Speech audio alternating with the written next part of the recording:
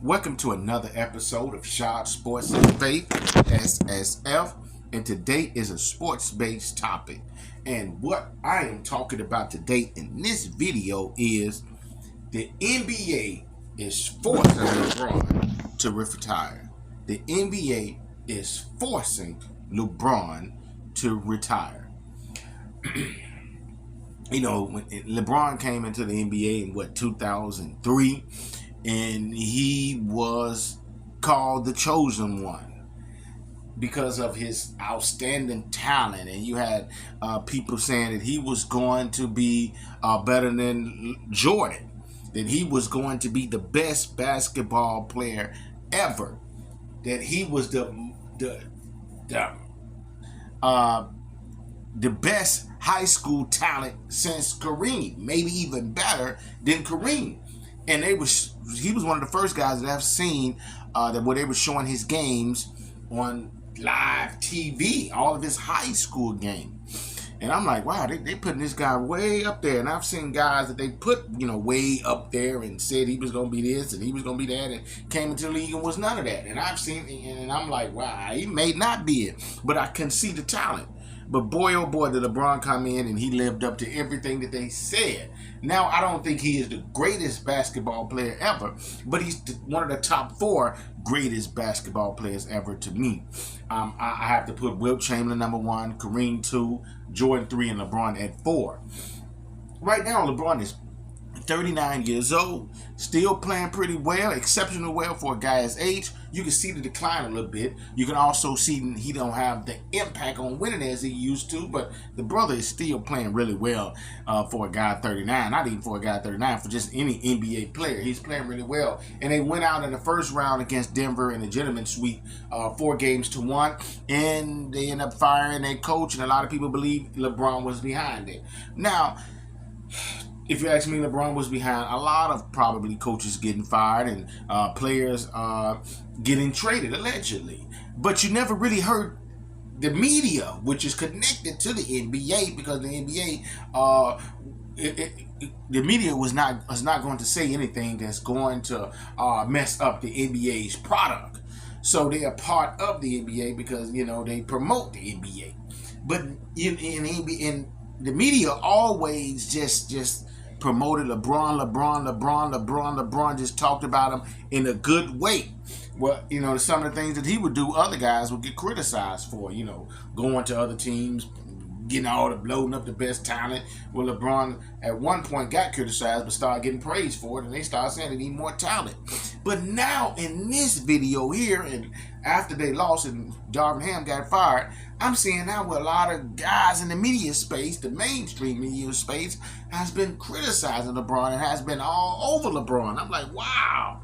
And it came to me like, okay, well, the league has finally found their new face of the league. And the new face of the league they have is Anthony Edwards, who had 44 points in a loss last night, as I'm recording this video, to the Denver Nuggets. So the boy looking spectacular, athletic, electric, really great. I mean, he's a superstar right now, and he is the face of the league right now. So now with them finding the face of the league, because they had guys who could have they promoted for faces of the league, because you had Giannis, you had Jokic, who's the best player in the league.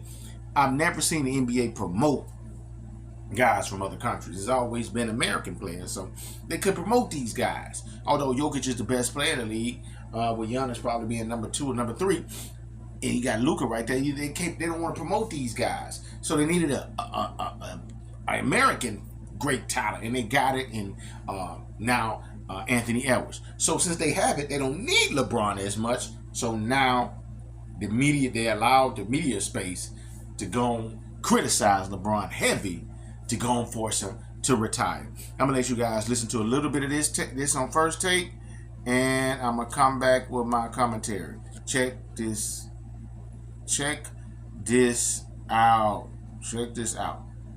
When I think about LeBron James, and I think about this situation in particular, it looks bad on him with Darvin Ham. Number one, think about last year, where the Lakers were at the All-Star break. Rob Pelinka make a couple trades. He bring in Rui Hachimura. He bring in D'Lo. Okay, cool. LeBron James was out majority of that second part of that season. Darvin Ham coached his behind off with Anthony Davis leading the way to get them into the play-in, into the postseason, and into the Western Conference Finals. Okay, coming to this season, LeBron James at the trade deadline was sending so many subliminals for Rob Pelinka to make a move because he knew that the Lakers did not have enough. He knew that he wanted a DeJounte Murray to come over, but Rob Pelinka held on to Austin Reeves and D'Angelo Russell because he knew that in the Western Conference, he needed guys on the perimeter that was going to defend. So Darvin Ham he got the most out of what he had. And when you think about this roster, everybody kept saying, well, he's playing D'Lo and he's playing Austin Reeves so many minutes together.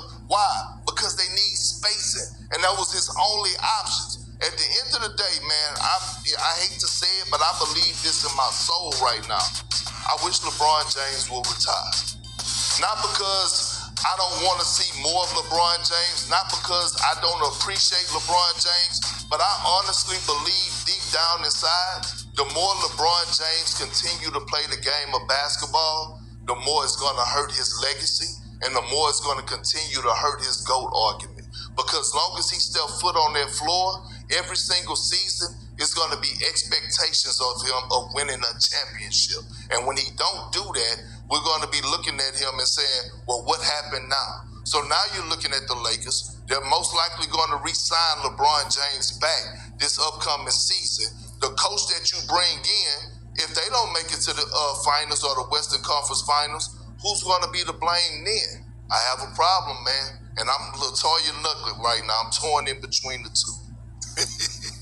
I think the thing is, when I look at it, it's just the level of expectations we have for a 39-year-old. We've never seen anybody in the history of the game have the level of expectations that LeBron James. Nobody expected this. Were you expecting Michael Jordan to get to the Eastern Conference Finals when he was in Washington Park? Yes, it's a simple yes or no. No. Let that sink in for just a second. LeBron James is the exact same age that Michael Jordan was when he was in Washington. And the level of expectations, we expect him to be an MVP. We expect him to get his team to the Western Conference Finals or the NBA Finals. Perk, a lot of what you said, yeah, the accountability. I can take it to mind. When I played 14 years, Perk, two of my worst moments, my most down moments, is when Dan Reeves rest his soul and Wade Phillips got fired on my watch. And there are a lot of times that I prayed to God, and I know this is an insignificant prayer. I say, God, why didn't you let me be better so I could have saved this man's job? It bothered me that Dan Reeves and Wade Phillips lost their job on my watch because I said if had I been better, had I been the player then, what I later became, maybe I could have saved him. I'm never going to say anything out of context that can be construed that Shannon is unhappy with his coach. Now, I understand. Ladies and gentlemen at home, I'm not trying to compare myself to LeBron James. I never would. I never had that level of ability playing the game of football like LeBron has in basketball. But I'm just trying to share you guys my mindset when I went to work every day. I gave you everything I possibly had, tried to lead the best way I could, play the way I did on the football field. But it bothered me. And I'm a big guy on accountability, Stephen A. If nothing else, if I'm wrong, I'm wrong. I'm never going to be too big. I'm never going to be too prideful. I'm never going to be too wealthy to say I'm sorry or I was wrong. Not enough athletes have that built like that. LeBron's problem is the accountability because he's saying cryptic and subliminal tweets. They're not even subliminal. You know exactly what he's saying because we've heard it for the better part of 20 years. So we know exactly what it means. We know exactly what he's. Yes, so that's the end of that video. I mean, that video right there, that clip. You heard it first. Kendrick Person saying, "I think LeBron James should go ahead and retire because it's hurting his legacy by at the end of his career study losing, and blaming all of these coaches." And Shannon Sharp saying that.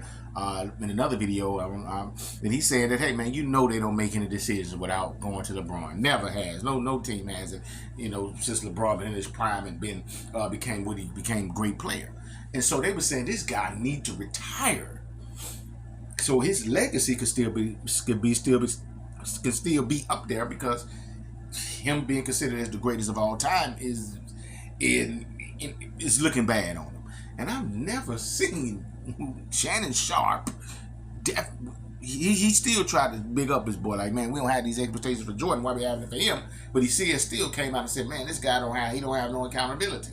He don't want to hold himself accountable. He's saying even with himself when he played, when the coach got fired, he blamed himself. But he said, no, not LeBron. It's everybody's fault, but he is.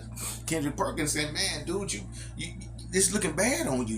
You blaming the coaches. Why not blame yourself? Dude, you need to go and retire. I've never seen mainstream media talk about LeBron this way, and it's just showing to me that, hey, they got their face of the league. They don't need to promote the LeBron anymore. It's time to move on from him. And they giving the okay to the media space to go ahead, put it out there, criticize LeBron to force him to retire. Like, share, subscribe. Tell me what you guys think, and I'll be sure to hit you in the comment section. Peace and love.